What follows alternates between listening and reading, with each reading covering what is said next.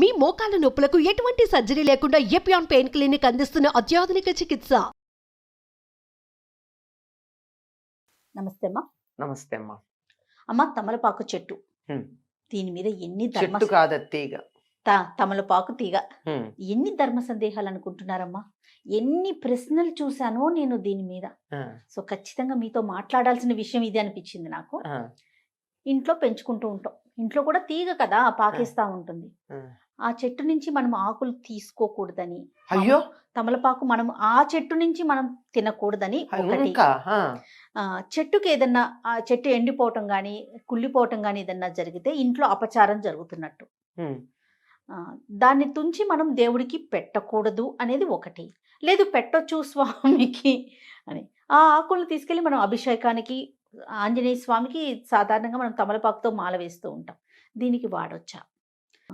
ప్రశ్నలు ఇప్పుడు గుర్తు రావట్లేదు నాకైతే. యాక్చువల్లీ మళ్ళీ వస్తూనే ఉంటాయి. ఇంట్లో బాగా పెరిగితే వాళ్ళ ఇంట్లో లక్ష్మి బాగా స్థిరంగా ఉన్నట్టు. తమలపాకు తీగ అందరిళ్లలో రాదని, వస్తే వాళ్ళ ఇంట్లో బాగా అష్టైశ్వర్యాలు ఉంటాయి. లేకపోతే అదేదన్నా అయితే మొత్తం పోతాయి. ఇన్ని అనుమానాలమ్మా.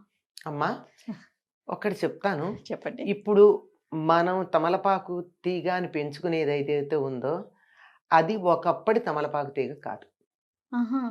అదేంటమ్మా? మనకు తమలపాకు చాలా సన్నగా ఇలా ఉండి, ఇలా సన్నని కొసతేరి ఇలా పొడుగ్గా ఉంటుంది. లేత ఆకుపచ్చ రంగులో ఉంటుంది.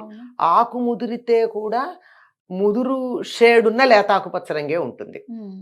ఇంచుమించుగా గట్టిగా ఉంటే ఇలా వాడిపోతుంది. కానీ ఇప్పుడు మనకు దొరికేటటువంటి తమలపాకులు, మన ఇంట్లో పెంచుకునేటటువంటి తమలపాకులు ఎట్లా ఉంటాయి? ముదురు రంగు ఆకులు ఉంటాయి, డార్క్ గ్రీన్ లో ఉండవు. అవును అవును. పైగా కొన్నిటికైతే లోపల కాడలు కూడా రెడ్డిష్ గా కనపడుతూ ఉంటాయి. తీగ తాలూకు కాడ కూడా రెడ్ గానే ఉంటుంది, లేదా డార్క్ రంగుల కలర్ లో ఉంటుంది. ఇది వేరు తమలపాకు. ఈ కొన్ని చెప్పే జాతే కాదంటారు. అంటే జాతిలో వెరైటీ, జనరేషన్ తేడా ఉంటాయి కదా. ఇప్పుడు వంకాయలు ఎన్ని ఉన్నాయమ్మా? అదే కదా, అట్లాగనమాట వెరైటీ. అట్లాంటిది ఈ చెప్పిన చాలా నియమాలు ఏవైతే ఉన్నాయో అవన్నీ ఆ తమలపాకు పనికొస్తాయి. ఆ తమలపాకు చాలా తీగ కూడా ఎంత నాజుగ్గా ఉంటుందంటే, ముందు అవిసి చెట్లను పెడతారు తమలపాకు తోటల్లో. అవిసి చెట్లు చాలా త్వరగా పెరుగుతాయి. అవిసి చెట్లకి పెద్ద కొమ్మలు కూడా ఎక్కువ ఉండవు. అట్లా కొమ్మలు ఒకవేళ వస్తున్నా వాటిని చిన్నతనంలో కట్ చేసి పొడుగ్గా పెరిగేటి చేస్తారు. చేసి ఒక్కొక్క అవిసి మొక్క మొదట్లోనూ తమలపాకు తీగ పెడతారు. పెడితే ఆ అవిసి మొక్కకి అలా చుట్టుకుని పైకెడుతూ ఉంటుంది అనమాట.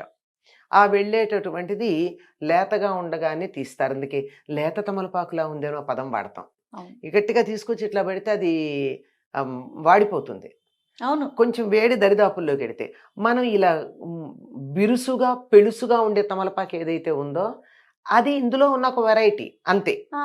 మన పెరుగు తోటకూర, కొయ్య తోటకూర, పిచ్చి తోటకూర, చిలక తోటకూర ఎన్నున్నాయో అట్లా అనమాట.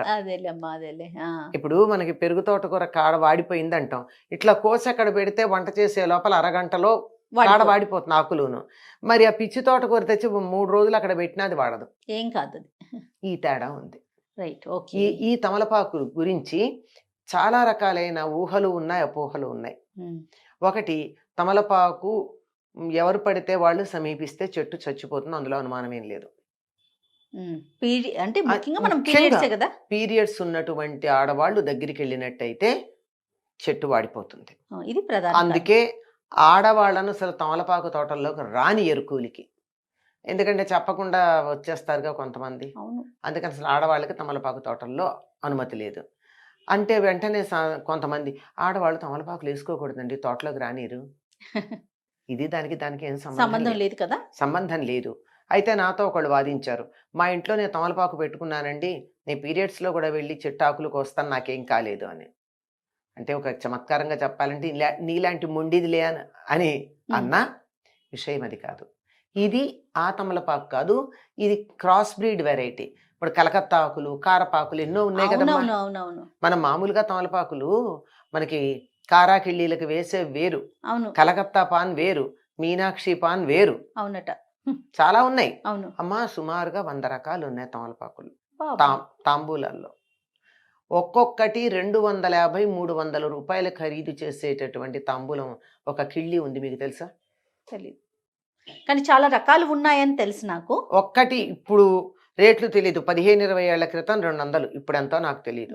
ఎక్కువే ఉంటుంది. అక్కడి నుంచి మనం తీసుకుంటే మనం మామూలు కిళ్ళి కూడా దగ్గరికి వెడితే కూడా సీదాపాన, ఇది ఇంకో పాన, మీఠా పాన, సీదాపాన, చాలియాన, ఇవో చాలా అడుగుతాడు కదా. అవన్నీ తీసుకుంటే ఈ వెరైటీలన్నీ అక్కన పెడితే ఒక్కటి మీఠా పాన్కి నేను చెప్పినటువంటి మన లేత తమలపాకు పడతారు. ఈ కారాకిళ్ళీలు, మీనాక్షి ఇలాంటివి ఉన్నాయే, వీటన్నింటికి కలకత్తా పాన్. ఈ కలకత్తా పాన్కి పాన్ బనారసి వాలా పాట కూడా ఉంది కదా. మొన్న మోడీ గారు కూడా ప్రస్తావించారు, కాశీ గురించి పుష్కరాలకు వెళ్ళినప్పుడు తెలుగు వాళ్ళను ఉద్దేశించి మోడీ గారు మాట్లాడారు. ఆ సభలో ఉండేటటువంటి భాగ్యం నాకు కూడా లభించింది, అదే సభలో నేనున్నాను.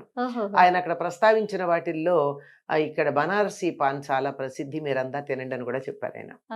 అలా అంటే తెలుగు వారి ప్రసిద్ధమైన విషయాలు చెప్తూ బెనారస్లో ఏముంటాయో చెప్పిన వాటిల్లో ఇది చెప్పారు. అటువంటి వాటిల్లో కొన్ని వాడేటటువంటి ఆకులు తేడా ఉన్నాయే, వీటికి నాజూకుతనం ఉండదు, అట్లాంటి చెట్లకి ఏమీ కాదు. ఇప్పుడు మీరన్నటువంటి ఏమీ కాని వాటి సంగతి పెట్టి, మీరన్న ఈ నాజూకైనటువంటి సున్నితమైన తమలపాకు ఉన్నా అది ఇటువంటి ఇబ్బందిలో ఉన్నటువంటి వాళ్ళు, మైల సోకిన వాళ్ళు, ఎవరైనా చావుకెళ్ళొచ్చి బట్టలు మార్చుకోకుండా చెట్టు దగ్గరికి వచ్చినా అవి వాడిపోతాయి అంతే. అందువల్ల వాటి దగ్గరికి వెళ్లకుండా కొంచెం జాగ్రత్తగా ఉండడమే తప్ప ఆ చెట్టు ఏమీ కాదు. ఒకవేళ ఎండిపోయింది అనుకోండి, అవన్నీ 1-2 ఏళ్ల కన్నా ఉండవు. అట్లాంటప్పుడు ఎండిపోతే ప్రమాదం ఏంటమ్మా? లక్ష్మీదేవి వెళ్ళిపోయినట్టు ఇంటికి అశుభము ఏమీ లేవమ్మా. అయితే ఒకటి ఏం చేస్తారంటే, సాధారణంగా తులసి కానీ ఇది కానీ అవి వాడిపోతే అశుభం అనుకున్న వాళ్ళు ఏం చేస్తారు, ఒక ఏడాది అవ్వగానే అందులో మళ్ళీ ఇంకో మొక్క పెడతారు.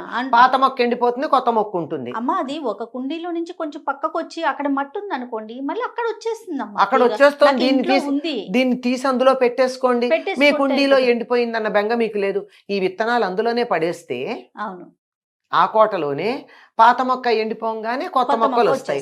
ఎప్పుడూ నీకు నిండుగా ఉండాలి, తులసి కోటలో మొక్క ఉండాలని చెప్పిన ఉద్దేశం తప్ప, ఏ కారణంగా ఎండిపోతే నీకు ఏదో దరిద్రం వచ్చింది అని భయపెట్టేసి ఆత్మహత్యలు చేసుకునే స్థాయికి తీసుకొస్తే ఎట్లాగమ్మా? అవునమ్మా, అవును. అశుభం. అసలు ఎంత పెద్ద పదం కదమ్మా అది. అశుభం అంటే చాలా తప్పు. తులసమ్మ ఎండిపోయినా కొండెక్కినా అనుకుంటాం మనం, నిద్రపోయినా, లేకపోతే తమలపాకు తీగ ఎండిపోయినా ఏమి అశుభం లేదమ్మా. వినేస్తారు. తర్వాత మనం పెరట్లో వేసుకున్నటువంటి ఆకు ఉందనుకోండి, మీరు ఇందాక అడిగిన ప్రశ్నల్లో హాయిగా రోజు ఒకటి తెచ్చి దేవుడికి పెట్టుకోవచ్చు. 3 ఆకులు తెచ్చి పెట్టుకోవచ్చు. దేవుడికి పెట్టాక ప్రసాదం మనం తినచ్చు, స్వీకరించవచ్చు, హాయిగా స్వీకరించవచ్చు. ఇంటికి వచ్చిన వాళ్ళకి పెట్టచ్చు. లేదు తీగ ఎక్కువగా ఉంది, 10 మందికి తాంబూలాలు ఇచ్చుకోండి, ఏం పర్వాలా. చేసే అమ్మాయి ఏదో శ్రావణ మాసంలో, ఆషాఢ మాసంలో నేరుడు మేము తాంబూలాలు ఇచ్చుకోవాలమ్మా, త్వరగా పెడతానంటే, మా తమలపాకులు కొనుక్కోకమ్మా, నేను మా ఇంట్లో ఆకులు ఇస్తానని చెప్పి పంపించాను. అంతే సింపుల్ కదమ్మా. అది అందులో ఈ ఆకుల్లో బిరుసుగా ఉండే ఆకులకి ఏమీ వర్తించదమ్మా, సున్నితంగా ఉండే ఆకులకు వర్తిస్తుంది. ఇవి తినచ్చు, అవి తినచ్చు, తప్పేం లేదు.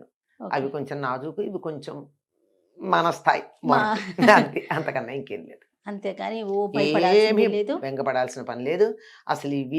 ఇలాంటి వాటితో మన జీవితాలని, మన భవిష్యత్తుని, మన ఫ్యూచర్ని ఇవా నిర్ణయించేది. మా అసలుకి ఏం లేకపోయినా చుట్టుపక్కన ఎవరో ఒకరు అనటంతో అదొక టెన్షన్ లాంటిది క్రియేట్. అసలు వాళ్ళని ఎడ్యుకేట్ చేసుకుంటూ పెడితే సరి. మనం వాళ్ళని అనే బదులు మనమే వాళ్ళని ఎడ్యుకేట్ అయితే కాదమ్మా, వాళ్ళు మనంటే మనం బాధపడే బదులు వాళ్ళని ఎడ్యుకేట్ చేద్దాం. అంతే చేసుకోండి. వాళ్ళ మాట మనం ఎందుకు వినాలి, మన మాట వాళ్ళు అంటే సత్యమైనప్పుడు అంతే. మన దగ్గర మనం స్వామి ముందు పెట్టకపోయినా కూడా మనం తీసుకొని తినొచ్చు, తప్పేం లేదు. ఇంట్లో ఉన్న తమలపాకు నుంచి మనం స్వీకరించవచ్చు.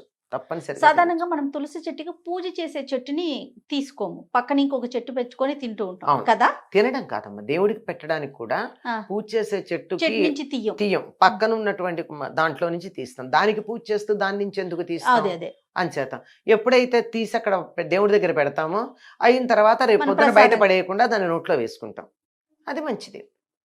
కానీ అత్యవసరమై 2వ చెట్టు లేదు, ఇంట్లో పసిపిల్లలు ఉన్నారు, ఆ పసిపిల్లలకి దగ్గు వచ్చింది, బయటికి వెళ్ళే వీలు లేదు, వానగా ఉంది, ఇప్పుడు నేను ఆ నియమం పాటిస్తానని కూర్చుంటే పిల్ల అనారోగ్యం ముఖ్యమా, తులసికి దండం పెట్టమ్మా, నిన్ను నేను దేవతా స్వరూపంగా భావించి నీ అనుగ్రహంగా ఒక ఆకు తీసుకుని నా బిడ్డకి నేను రసం ఇస్తాను అని నమస్కారం చేసి కోసుకుంటే తప్పేం లేదు. ఆవిడ అనుగ్రహిస్తుంది. అంతే. ప్రతి దానికి ఇంత కాంప్లికేట్ చేసేసుకోకూడదు కదమ్మా. Life is very simple and happy అమ్మా. అంతే అంతే.